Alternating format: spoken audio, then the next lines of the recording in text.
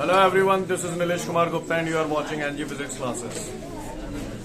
पिछले टर्न पे मैंने आप लोगों को थर्मल रेजिस्टेंस बताया, मैंने आपको थर्मल कंडक्टिविटी बताई और हम लोगों ने thermal conductivity of the material of the rod calculate की थी with the help of Searle apparatus। और इसके साथ साथ application of thermal conductivity in daily life, कुछ एक एग्जाम्पल हम लोग पिछले वीडियो में कर चुके थे। आज उसी कड़ी में हम लोग आगे बढ़ने जा रहे हैं, अगले एग्जाम्पल की तरफ बढ़ते हैं। बोले बेटा अगला एग्जाम्पल क्या है? भैया थोड़ा सा मैं पिछले वीडियो में मैंने आपको जो एग्जाम्पल बताया था वहीं से शुरू करता हूँ, तो एक बार अच्छे से देख लें आप लोग उसे, है ना। मैंने आपको ये बताया था कि हम लोग विंटर में ब्लैंकेट का इस्तेमाल करते हैं, कंबल का इस्तेमाल करते हैं। कंबल सर्दियों में हमें गर्म रखता है, लेकिन गर्मियों में बर्फ को गलने से बचाने के लिए फिर कंबल क्यों ढकते हैं? ये बोरी क्यों ढक देते हैं? उसके ऊपर बर्फ पे बोरी लगा देते हैं जिससे वो जल्दी ना गले। अब ये बर्फ पे बोरी रखेंगे, अब हमें मालूम है जैसे कंबल हमें गर्मी देता है, तो ऐसे बर्फ पे बोरी रखेंगे, बोरी गर्मी देगी तो बर्फ तो जल्दी गलेगी। फिर ऐसा क्यों करते हैं? क्वेश्चन समझ में आया? मुद्दा समझ में आया आपको? क्या है वो? ये कह रहा है कि जो कंबल होता है वो हमें सर्दी से बचाता है ना। कंबल हमें गर्म करता है, तो फिर उसी कंबल को बर्फ को गलने से बचाने के लिए कंबल क्यों ढकते हैं? क्वेश्चन समझ में आया सभी को? मुद्दा क्या है? तो भैया ऐसा क्यों करते हैं, इसकी कहानी समझें। सर्दियों की अगर बात की जाए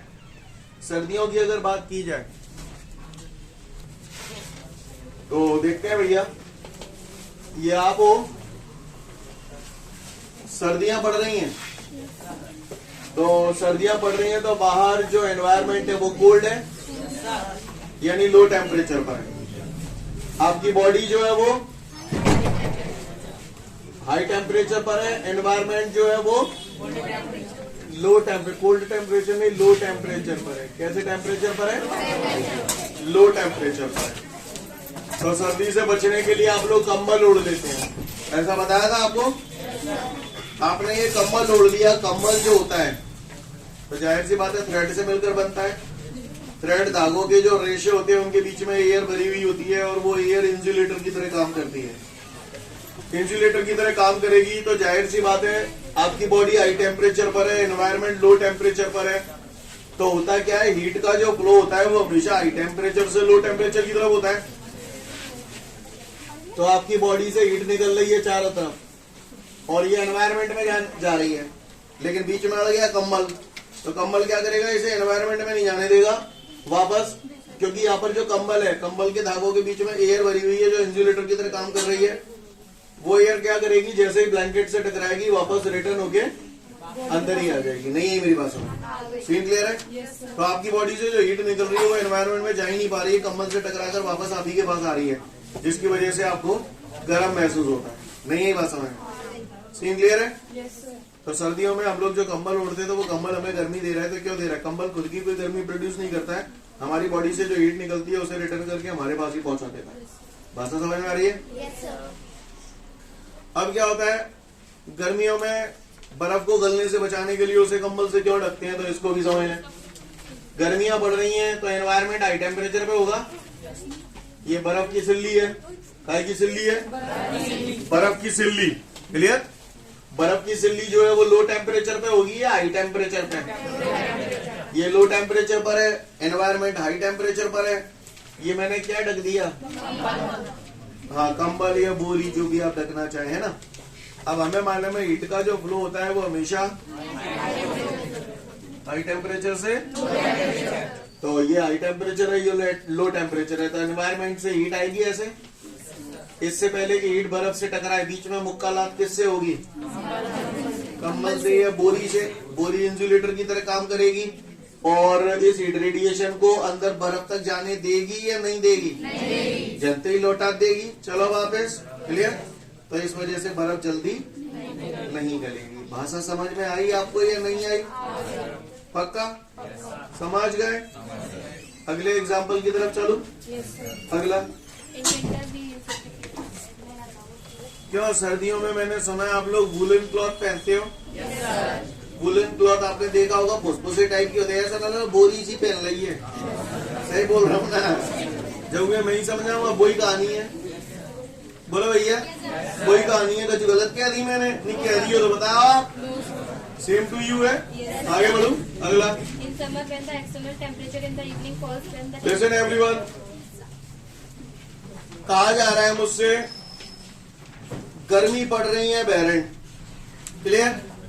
और गर्मी जब बेरेंट पड़ रही है तो वो कह रहा है कि जब गर्मी पड़ रही है तो बाहर जब शाम होती है तो एकदम से टेम्परेचर डाउन होता है, लेकिन शाम के वक्त हम दीवारों को छू के देखते हैं, गर्म होती है, गर्म होती है। होता है कि नहीं होता? तो पूछ रहा है ऐसा क्या होता है? जब एनवायरनमेंट का टेम्परेचर ठंडा हो जाता है तो फिर दीवारें ठंडी क्यों नहीं होती हैं? क्लियर? तो क्यों नहीं होती है मैं आप लोगों को बतलाता हूँ। मैं बतला रहा हूँ, गौर से देखिएगा सब लोग।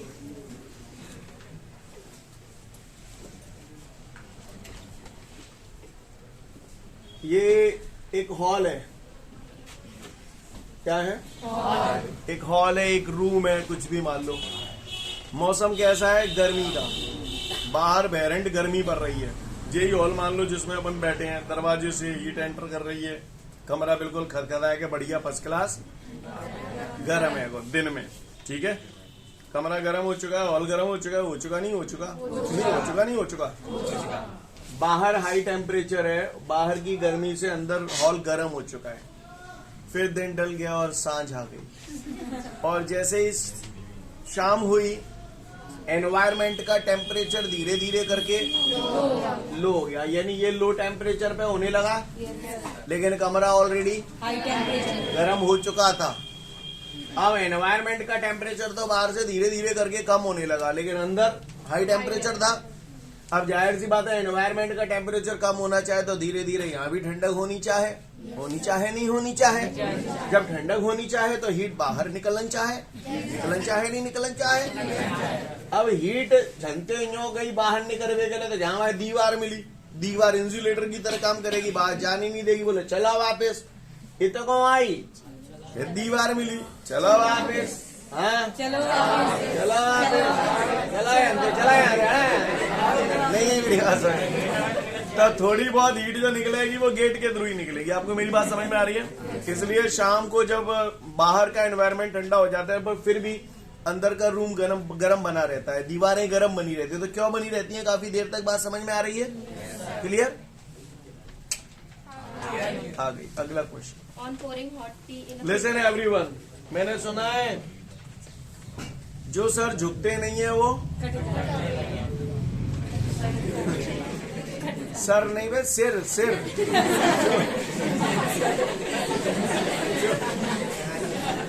चोया। कैसी हंसी आई है भाई साहब?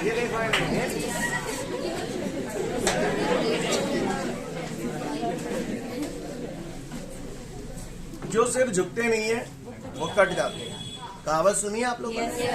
अब मान है लकैया अगर मुरक नारी में बैंड करने की कोशिश कर रहा, अगर मुरक ना रही तो टूटेगी नहीं। आओ, मुझसे ये कह रहा है कि मोटे कांच के गिलास में जब हम चाय डालते हैं तो गिलास चटकने के चांसेस काफी ज्यादा होते हैं एज कंपेयर टू पतला गिलास। क्लियर? तो ऐसा क्यों होता है? सुनिएगा ध्यान से।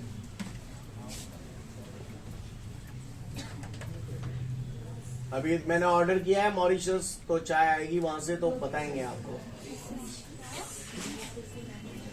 तो ये मोटा कांची का गिलास है और कांच के गिलास में मैंने खदखदा तो वही का डाल दी, चाय डाल दी। समझना मेरी बात को, चूतियों की तरह रिएक्ट मत करना, ढंग से समझिएगा। कैसी चाय है? गरम चाय है। थर्मल एक्सपेंशन पढ़ा है हमने।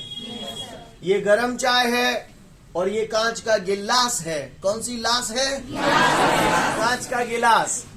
कांच का गिलास जो होता है, ग्लास जो होता है वो इंसुलेटर की तरह बिहेव करता है। इंसुलेटर की तरह बिहेव करेगा। इस दुनिया में 100% इंसुलेटर कोई चीज नहीं है और 100% कंडक्टर भी कोई चीज नहीं है। अब ये जो गरम गरम चाय आई कांच से टकराई, तो चाय कांच पे कहेगी फैल जा, थर्मल एक्सपेंशन। कांच चाय पे कहेगा ना फैल लो, क्यों? क्योंकि वो इंसुलेटर है। नहीं यही बात समझ में? चाय कांच को फैलाने की कोशिश कर रही है, लेकिन कांच ना फैल लो, क्योंकि वो इंसुलेटर की तरह बिहेव करता है। तो इस वजह से क्या होता है? चटक जाता है। नहीं यही बात समझ? सीन क्लियर है? काउए को परेशानी, फिर पत्थरों क्यों ना चटक रहा, पत्थरों क्यों ना चटक, नहीं फैलते तो पत्थरों क्यों ना चटक रहो, कारण समझो, कारण देखिए आप, कारण देखिए। पत्थरों था मारे ना चटक रहो, क्योंकि आपने देखा होगा कांच के गिलास में आप चाय लेते हो तो कांच का गिलास भी गर्म हो जाता है, भले ही वो इंसुलेटर है, इसका हीट इधर उधर होता रही है। बोलो। अब मोटा कांच का गिलास होता है तो ये चटक जाता है, लेकिन गिलास अगर पतला होता है, समझने की कोशिश कर रहा है, समझदार के लिए सारा काफी होगा। चूतिया को मैं कुछ कर नहीं पाऊंगा, जो टनर टनर कर रहे थे जब पढ़ाते समय, तो बिना कभी समझ में नहीं आ पाएगी कि मैं का कहूँ। जैसे ही मैंने गर्म चाय इसमें डाली, ग्लास गर्म हो गया, ग्लास गर्म हो गया। गर्म होने के बाद क्या हुआ, यहाँ पर इसका ग्लास का टेम्परेचर और ज्यादा बढ़ने से पहले ही यहाँ पर स्टेडी स्टेट अचीव हो गई। जितनी हीट यहाँ से ग्लास को मिल रही थी वो पूरी की पूरी एनवायरमेंट, क्या मैं एनवायरमेंट में जा ही नहीं पा रही, ग्लास ही देख मोटा हो तो चटक गया। समझ गए? अगला अगला अगला। Eskimos living house motor double walled ice. Eskimos जो होते हैं बर्फीले प्रदेशों में जो लोग रहते हैं, वो घर बनाते हैं अपना, तो डबल वॉल्ड वाला बनाते हैं। जैसे आपने कई बार सीनरी वगैरह देखी होंगी, ऐसे डबल वॉल्ड वाले वैसे बनाते हैं, है ना। जहां में ये रह रहे हैं बर्फीले प्रदेशों में जो लोग रह रहे हैं, तो यहाँ पर ये डबल वॉल्ड लगा देते हैं। तो डबल वॉल्ड लगाने से क्या, कुछ नहीं है, कुल मिला के बात ये स्नो होती है। स्नो जो होती है फुसफुसी सी होती है, होती है कि नहीं होती? होती है। स्नो फुसफुसी सी होती है। तो वहां पर क्या होता है, जो आइस के पार्टिकल्स हैं उनके बीच में एयर भरी हुई होती है। यस और नो? एयर भरी हुई होती है। अब यहाँ पर ये स्नो है तो बीच बीच में यहाँ पर ये क्या भरा हुआ है, एयर भरी हुई है। एयर काय की तरह बिहेव करती है, इंसुलेटर की तरह बिहेवियर करती है। अब ये बर्फीले प्रदेश है, बर्फीले प्रदेशों में ये जो लोग जो घर बना रहे हैं डबल वॉल्ड करके बनाते हैं, तो डबल वॉल्ड करके बनाने से क्या फायदा है कि यहाँ पर जो एयर होती है इंसुलेटर की तरह बिहेव करती है। इंसुलेटर की तरह बिहेव करेगी तो क्या होगा, बर्फीला प्रदेश है तो बाहर तो ठंडा होगा, यानी बाहर है लो टेम्परेचर, और जो बंदा जो है, जो बंदे का टेम्परेचर हाई होगा, तो हीट कहां की तरफ निकलेगी, तो हाई से लो टेम्परेचर की तरफ जब हीट निकल रही है बॉडी से, जो हीट निकल रही है, तो डबल वॉल्ट वाले घर अगर होंगे तो अब यहाँ पर क्या होगा, हीट जैसे इससे टकराएगी, टकराने के बाद वापस लौट आएगी, तो अंदर का टेम्परेचर जो होगा वो बाहर के टेम्परेचर के कॉम्परेटिवली थोड़ा सा गर्म बना रहेगा। नहीं यही मेरी बात क्लियर है? अगला।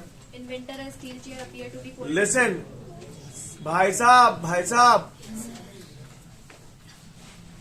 सर्दियों में सर्दियां पड़ रही हैं भयंकर, जैसा कि मौसम चल रहा है दिसंबर और जनवरी का, राइट। सुबह सुबह का वक्त है 5-6 बजे, ठीक है। स्टील की चेयर है फर्स्ट क्लास, मजा आ जाएगा। क्लियर? स्टील की चेयर को आप छुएंगे तो आपको कैसा लगेगा? ठंडा लगेगा। गर्मी है मई जून की, दिन के बज रहे हैं 12, कुर्सी धरिए छत पे स्टील की, आप छुएंगे? आप छुइए, आपको बड़ा अच्छा लगेगा। नहीं लगेगा अच्छा? क्या है, गर्म लगेगा? हाँ, भोला बच जाएंगे। लेसन, सर्दियों में स्टील की कुर्सी हमें ठंडी लगती है छूने पर, और गर्मियों में गर्म लगती है, लेकिन वुडन के साथ ऐसा नहीं होता, लकड़ी के साथ ऐसा नहीं होता। कारण मैंने सही बोला, जो स्टील है that is the good conductor of heat. तो सर्दियों में स्टील की कुर्सी ठंडी थी, आपने छुआ, आपकी बॉडी हाई टेम्परेचर पर थी, तो आपकी बॉडी से हीट निकली और कुर्सी की तरफ गई, तो आपकी बॉडी से हीट निकल रही है, तो आपको कैसा महसूस हुआ? ठंडा। लेकिन आपने गर्मियों में जब उस कुर्सी को छुआ, स्टील की कुर्सी को, तो वो गर्म महसूस क्यों हुआ? क्योंकि स्टील की कुर्सी थी गर्म, आप थे ठंडे, तो हीट का फ्लो कहां से कहां की तरफ हुआ? हाँ, कुर्सी से आपकी तरफ, है ना लाल टी शर्ट, कुर्सी से आपकी तरफ। तो आपकी तरफ जब हीट आई तो आपको कैसा लगेगा? गर्म, है ना। पीछे वाले लाल कारो मास्क, क्लियर? है ना? हाँ, अभी जो तो आगे उलाल पीछे उलाल तो मास्कारो आगे होंगे भाई सब बड़ी काम है तो भैया। चलो पर बात समझ गए। तो फिर एक बात बताओ, सर्दियों में फिर लकड़ी की कुर्सी ठंडी क्यों नहीं लगती और गर्मियों में गर्म क्यों नहीं लगती? क्योंकि वो इंसुलेटर है, इंसुलेटर है तो हीट पास नहीं होती। उम्मीद करता हूँ समझ गए होगे आप लोग। अगला, It is difficult to drink tea in a metallic cup. भाई लोगों आपको चाय पिलाई जाए, चाय पियेंगे आप लोग? तो स्टील के पिवाए थे, तो चाय पीना आप काय में पसंद करें? चांदी के कप में पीना पसंद करेंगे या चीनी मिट्टी के कप में? चांदी के कप में पियो, मोही बच जाए तो आओ। क्लियर? तो चांदी के कप में चाय पीना पसंद नहीं करेंगे, चांदी मेटल है, metal is the good conductor of heat. वहां में गर्मा गर्म चाय डाली चांदी के कप में तो चांदी बिल्कुल चकचकाचक गर्म हो जाएगी। और जब भाई साहब तुमने चाय पी और बढ़िया जल जाएंगे फर्स्ट क्लास। क्लियर? सही बोल रहा हूँ ना? लेकिन चीनी मिट्टी इंसुलेटर है तो उससे क्या होगा? लिप जलेंगे नहीं। बात समझ में आ रही है सभी को? अगला, खत्म। कौन सीन क्लियर है? तो आपको thermal application of thermal conductivity in daily life दिमाग में आए? एक बार शांत मन से प्रभु का ध्यान करते हुए पढ़ लें इनको। इसके बाद हमारे सामने अगला क्वेश्चन है, explain the application of convection in daily life. आपको मैंने कन्वेक्शन पढ़ाया था, आपको याद है? Yes sir. कन्वेक्शन जब मैंने आपको पढ़ाया था तो मैंने आपको ये बताया था, जैसे ये कंटेनर है, इसके अंदर लिक्विड है, ये हीट है और ये मैंने लिक्विड का मॉलिक्यूल है, इसको यहाँ से गर्म किया, गर्म हो जाएगा तो कैसा हो जाएगा? हल्का हो जाएगा तो कहाँ चला जाएगा? ऊपर के मॉलिक्यूल कैसे होंगे? अरे कैसे होंगे? ठंडे होंगे तो कैसे होंगे? भारी भारी भारी होंगे तो कहाँ जाएंगे? नीचे। इस तरीके से कन्वेक्शन करंट बन जाता है और हीट का फ्लो लगातार होता रहता है। ऐसा मैंने बताया था। आपको याद ही है कि नहीं याद ही है? मुझसे कह रहा है explain the application of convection in daily life. ठीक है राय सिंह, क्या बोल रहा है? Explain the application of convection in daily life. Daily life में कन्वेक्शन के क्या एग्जांपल्स हैं? तो मैं आप लोगों को बतलाता हूँ, आप लोग ध्यान से सुनेंगे। Yes sir. रेडी? सबसे पहला एप्लीकेशन इसमें दिया है जो बहुत पूछा भी जाता है, वेंटिलेशन इन रूम्स। क्या? वेंटिलेशन इन रूम्स। समझते हो? रूम में वेंटिलेटर्स होते हैं। यहाँ पर देख रहे हैं कहीं आपको वेंटिलेटर? हाँ, एक्चुअली पुराने टाइम पे जो काम होते थे वो बिल्कुल सही होते थे। आजकल तो हम मौत का कमरा बना लेते हैं अपने लिए। सही बता रहा हूँ आपको, सही कह रहा हूँ पचौरी, सही कह रहा हूँ। क्लियर? क्या? वेंटिलेशन इन रूम्स जो आपके घरों में होते हैं, आपने घरों में देखा होगा ऊपर की तरफ जंगले बनी रहते हैं, खिड़की वगैरह बनी रहती हैं, है ना? रोशनदान जिन्हें आप बोलते हैं, जहां से रोशनी का होता है दान, दैट इज कॉल्ड रोशनदान। क्लियर? तो वो जो रोशनदान बनाए जाते हैं, एक एडवांटेज तो उसका ये भी है कि रोशनी आती है, लेकिन उसके पीछे एक साइंटिफिक रीजन भी है। पूछो ऐसा क्या रीजन है? बस ऐसे ही रीजन है, ऐसा क्या सुना है। तो क्या होता है, जैसे हम लोग रूम के अंदर बैठे हैं तो हम लोग ऑक्सीजन लेते हैं, कार्बन डाइऑक्साइड छोड़ते हैं, तो जो बैड एयर हम लोग छोड़ रहे हैं वो गर्म हवा है। गर्म हवा होगी तो हल्की होगी, हल्की होगी ऊपर उठेगी, ऊपर उठेगी तो ये जो रोशनदान जंगले बनाए हैं ना, इसीलिए बनाए हैं, वहां से वो हवा निकल जाएगी, बाहर निकल जाएगी। लेकिन बाहर की हवा ठंडी होगी, ठंडी होगी तो भारी होगी, भारी होगी तो बैठेगी, बैठेगी तो दरवाजे पे आ जाएगी। इस तरीके से एयर का सर्कुलेशन चलता रहता है। नहीं, यही बात समझ में क्लियर? आजकल लोग एसी के चक्कर में जहां पैक वहां पैक, ये देख रहे हैं ना, ये सब पैकिंग जाते हैं, बिल्कुल ये गलत है, बिल्कुल समझ गए? क्योंकि हम जो बैड एयर छोड़ रहे हैं बाद में हम उसी को इनहेल कर रहे हैं, तो समझ लो मौत तो हम खुद बुला रहे हैं। बोलो, इसीलिए मैंने एसी नहीं लगवाया क्लासरूम। लगे थे पहले इसीलिए निकलवा दिए मैंने कहा मैं बच्चों के साथ ऐसा नहीं कर सकता। आप लोग अपने घर में से भी सारे एसी निकलवा देना, ठीक है? चुप भाई। तो वेंटिलेशन इन रूम समझ गए आप लोग? अगला, एयर सर्कुलेशन इन माइंड। ए सांबा, यस सांबा क्या? ए अरे ओ चौधरी इधर, air circulation in mines. Mines समझते हो? Yes sir. खदाने। कौन सी दाने? खदाने। हाँ, खदानों में जमीन के अंदर जो लोग काम करते हैं खदानों में जमीन के अंदर माइंस होती है ना, वहां पर जो लोग काम करते हैं तो वहां पर एयर सर्कुलेशन के लिए हम लोग क्या करते हैं, चिमनियां लगाते हैं। कौन सी money? Chimney. These are the 2 chimneys. Okay clear?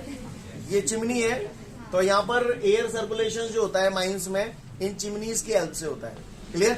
जैसे फॉर एग्जांपल 2 चिमनी लगी है, एक चिमनी यहाँ पर हमने जैसे आग वगैरह लगा दी, तो जो हॉट एयर होती है, जो लोग यहाँ पर जो लोग अंदर काम कर रहे हैं, तो जो गर्म हवा निकल रही है तो वो फैंस के थ्रू यहाँ से निकल जाती है। गर्म हवा हल्की होगी तो हल्की होने के कारण ऊपर उठ जाएगी और यहाँ से फ्रेश एयर, ठंडी हवा नीचे आएगी। तो इस तरीके से एयर का सर्कुलेशन बना रहता है। क्लियर है? तो एयर सर्कुलेशन इन माइंस जो होता है that is by the process of convection. कहानी समझ में आ रही है? अगला, warming a room with hot water. Listen everyone, मैं आपको बता दूं, ये रूम हम लोगों ने जो है इंपोर्ट करवाया है स्विट्जरलैंड से। अब बताओ, ये वाला जो हॉल था ना, बिल्कुल हूबहू हॉल पहले हमारी क्लासेस स्विट्जरलैंड में चलती थी। Shut up.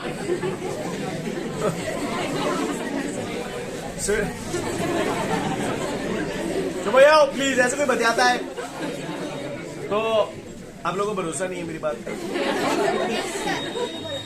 तो आपको बता दूं मैं कि वहां पर क्या था, कोल्ड कंट्री थी, वो कोल्ड कंट्री थी, तो ऐसे ही हॉल था, ये बेसमेंट भी था, उसमें नीचे जो हॉल है वो भी है वहां पर, और ऐसे ये जो पार्किंग भी वहीं से ही आई है, पूरा मैंने ऐसे उठवा दिया था भाई।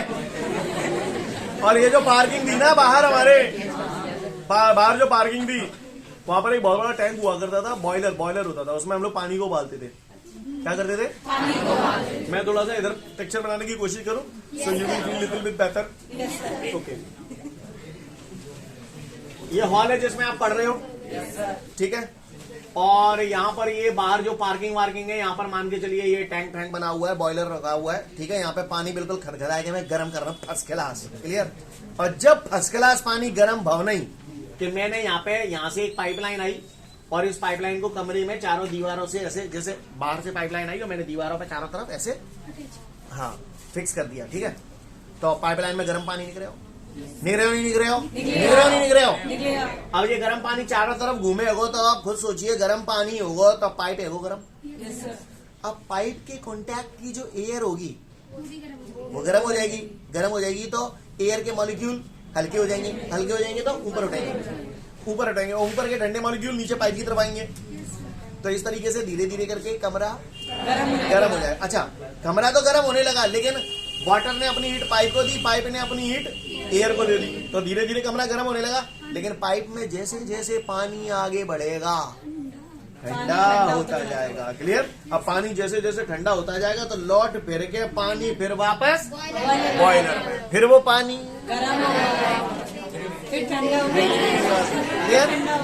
तो ठंडे प्रदेशों में, कोल्ड कंट्रीज में कमरों को गर्म करने के लिए हम लोग इस प्रोसेस का यूज करते हैं। आपको मेरी भाषा समझ में आई स्टूडेंट्स? बोलो स्टूडेंट्स। आगे बढ़ो। अगला, लिसन एवरीवन, रेफ्रिजरेटर कभी देख के आपने जिंदगी में? गांव वालों, रेफ्रिजरेटर जो होता है ऐसा ही तो होता है।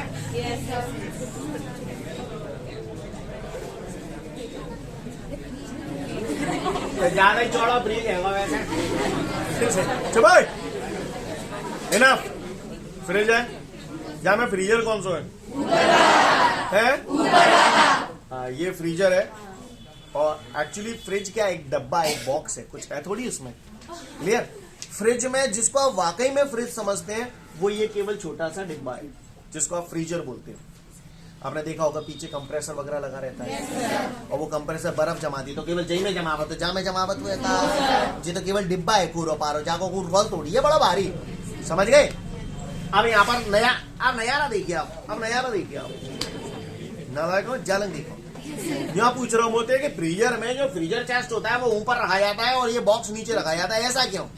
बीच में कई कंपनियां यदि लोगों ने ना डिजाइन बढ़िया चाहिए, कभी अलग चाहिए, तब कंपनी ने जब फ्रीजर चेस्ट है नीचे दब दो तो डिब्बा ऊपर कर दो, कंपनी 1 साल में बर्बाद है, तारा डालना पड़वा में। क्लियर? तो अब पूछो ऐसा क्यों? बस ऐसे ही कंपनी की बात है। अब सुनिए, यहाँ पर हम लोग लिसन एवरीवन, फ्रीजर चेस्ट ऊपर क्यों रखते हैं, उसका रीजन क्या है, इसको समझने की कोशिश करिएगा। एक्चुअली फ्रीजर में जो कंप्रेसर वगैरह हम लगाते हैं तो वो कंप्रेसर केवल इतने एरिया को ठंडा करता है, ये नीचे का एरिया वो ठंडा नहीं करता है, ना उसका काम है ये, वो ऑटोमेटिकली ठंडा हो जाता है। क्लियर? वो कहते हैं ना आम के आम घुटनियों के दाम वाला हिसाब है। तो यहां से कुछ काम फोकट में हो जाते हैं फ्रीजर चेस्ट ऊपर रखने से। कैसे हो जाते हैं समझो। कंप्रेसर किसको ठंडा कर रहा है, फ्रीजर को, इस हिस्से को ठंडा कर रहा है केवल, और ये अंदर यहाँ पर ये नीचे वाला जो बॉक्स है इसमें फ्रीजर का कोई रोल नहीं है। ठीक है, अब क्या करते हैं हम लोग, फ्रिज में सब्जियां रखते हैं, ठंडी रहेंगी तो बढ़िया बनी रहेंगी, ताजा ताजा रहेंगी। सही बोल रहे हो? ताजा ताजा कब रहेंगी, जब सब्जी ठंडी रहे। सब्जी ठंडी कब रहेगी, जब बामे ते हीट निकरे तभी तो ठंडी रहेगी। सांची कह देता हूँ तो क्या गलत कह दी मैंने? तो आओ सुनो, जब हम सब्जी रखते हैं इसमें, जब हम इसमें सब्जी रखते हैं, काय के लिए धरी है, ठंडी है वे के लिए धरी है, ठंडी है, चुप आओ, ठंडी है वे के लिए धरी है, तो हाथ तो पहले गर्म ही, गर्म थे मतलब ऐसा ना कि खदखदात भैया आ रही है, नॉर्मल सब्जी जो थी है ना, तो वो आपने इसमें ठंडा होने के लिए रखी है, तो जाहिर सी बात है उसमें से कहीं ना कहीं रेडिएशन निकलेंगी, गर्म होंगी तो हल्की होंगी, हल्की होंगी तो ऊपर उठेंगी, और ऊपर फ्रीजर वैसे ही ठंडो कर रहे हो, ठंडो कर रहे हो तो जहाँ ठंडी हवाएं होंगी, ठंडी हवाएं होंगी तो भारी होंगी, और भारी होंगी तो नीचे बैठेंगी तो सब्जी सिराई जाएगी। नहीं है बात समझ में? अगर जब फ्रीजर चेस्ट से नीचे ले तो समझना मेरी बात को, अगर फ्रीजर चेस्ट यहाँ पर नीचे की तरफ होता, ऊपर बॉक्स होता, तो आप सुनो, फ्रीजर चेस्ट तो कंप्रेसर केवल इतने हिस्से को ठंडा करता, लेकिन जहाँ पे तुम सब्जी वगैरह धरते थे, फल फ्रूट धरते थे, तो ये ठंडे ही नहीं है पाते, क्योंकि ये ठंडी हवाएं होती है, भारी होती है, तो नीचे ही बैठी रहती है, तो जहाँ में एक्स्ट्रा एनर्जी आपको देनी पड़ती कंप्रेसर, जैसे कंप्रेसर यहाँ ठंडा कर रहा है तो यहाँ पर एक्स्ट्रा एनर्जी देनी पड़ेगी तब ये ठंडी होती, लेकिन यहाँ पर कन्वेक्शन प्रोसेस के थ्रू ऑटोमेटिकली ठंडी हो गई। नहीं आई मेरी बात? समझ गए? सोच लियो भाई, सोच ली, आगे सोचो वहां, पूरा फ्रिज बढ़ाएंगे अपना भाई, पूरा फ्रिज अगले चैप्टर में है, आ जाएंगे अगला, आगे बढ़ो। Sea breeze and land breeze, listen everyone, समुद्री हवाएं और स्थलीय हवाएं। आइए देखते हैं, ए दुनिया वालों, सुन रहे होगा, ये समंदर है, ये मुंबई है, मुंबई में समंदर है, कितने लोगों ने घूमा है? घूमा है, वेरी गुड। ये मुरैना है,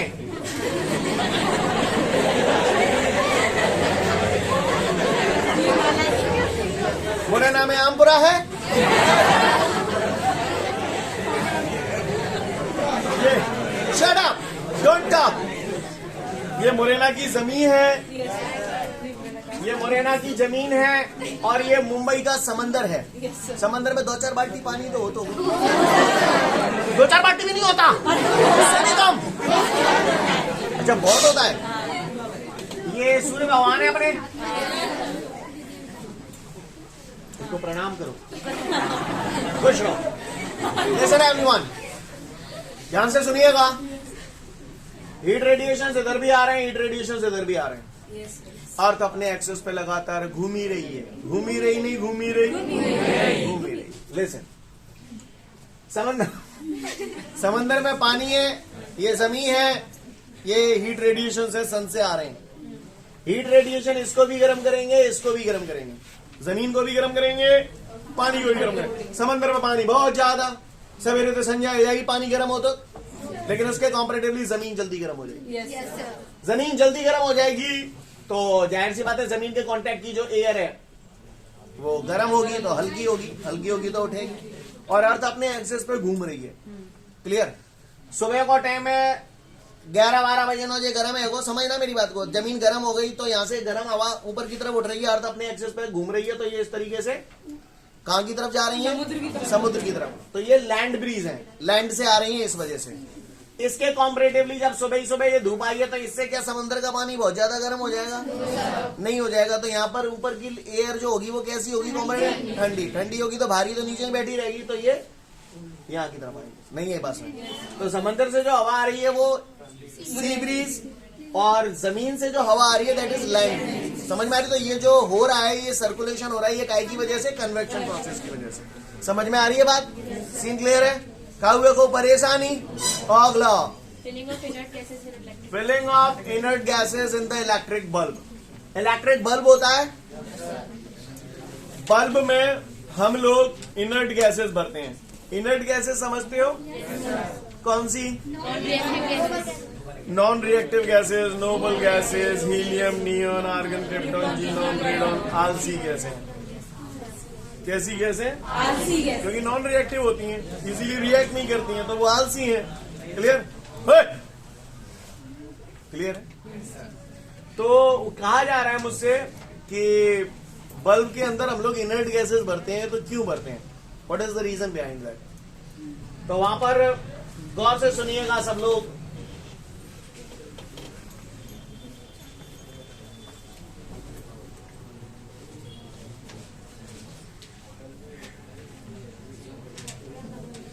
दिस इज द लट्टू, नॉट अ बलून।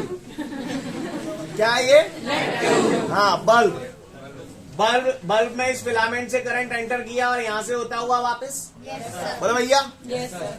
अब जब करंट दूंगा तो ये जो फिलामेंट है वो धीरे धीरे करके गर्म हो जाएगा। गर्म होता जाएगा। करंट जितना ज्यादा फ्लो होगा ये उतना ज्यादा गर्म होता जाएगा। जरूरत से ज्यादा गर्म हो गया तो मेल्ट हो जाएगा तो टूट जाएगा, बल्ब फुस हो जाएगा। नहीं है मेरी बात समझ में? क्लियर? यानी बल्ब्स गेट फ्यूज्ड। ओके, समझ में आ रही बात? तो मुझे कुछ ना कुछ ऐसा उपाय करना पड़ेगा जिससे कुछ अच्छा हो जाए, बल्ब हमारा फ्यूज ना हो, क्योंकि करंट तो लगातार फ्लो होना ही है और बल्ब को चालू रखना ही है। अंधेरे में थोड़ी बैठेंगे। बोलो तो सच क्या दे दो। Yes sir. तो हम लोग क्या करते हैं, यहाँ पर इनर्ट गैसेस भर देते हैं। क्या भर देते हैं? Inert gases. इनर्ट गैसेस भर देते हैं। तो इनर्ट गैसेस क्या करती हैं समझने की कोशिश करिएगा थोड़ा सा। मैंने कांच को गिलास पत्रो वारो चटको क्यों नहीं हो तो चाय भरवे के बाद स्टडी स्टेट आ गई थी। अगर ये गैस भरी नहीं होती तो ये तार गर्म है चलो जाते तो मेल्टिंग पॉइंट तक पहुंच जाते तो गल जाते तो टूट जाते तो बल्ब फ्यूज आ जाते। तो मैंने जहां में भरते ही इनर्ट गैस। अब इनर्ट गैस तो ये सो का है गो सुनो, जैसे ही यहां से करंट पास होगा वायर गर्म हो जाएगा एज यूजुअल। वायर गर्म हो जाएगा तो इनर्ट गैस भरी होने से क्या होगा, जो वायर गर्म हो रहा है तो जाहिर से टेम्परेचर भी बढ़ेगा। अब इनर्ट गैसेस भरी होंगी तो इनर्ट गैसेस के जो मॉलिक्यूल होंगे वो अब ये हीट अपनी इनर्ट गैसेस के मॉलिक्यूल्स को देगा। तो अब इसका टेम्परेचर बढ़ना बंद हो गया, वो स्टडी स्टेट। क्लियर? अब इसका टेम्परेचर बढ़ना बंद हो गया, इसने अपनी हीट किसको दी? मॉलिक्यूल्स को दी। इनर्ट गैसेस के मॉलिक्यूल्स को दी। इनर्ट गैसेस के मॉलिक्यूल्स रैंडमली मूव कर रहे हैं, हल्के हो रहे हैं, ऊपर उठ के समझ में आ रही है मेरी बात? इसके कॉम्परेटिवली ऊपर के जो हल्के हैं वो नीचे आते जाएंगे। तो इस तरीके से हीट ये बाहर की तरफ ट्रांसफर होने लगी with the help of inert gases.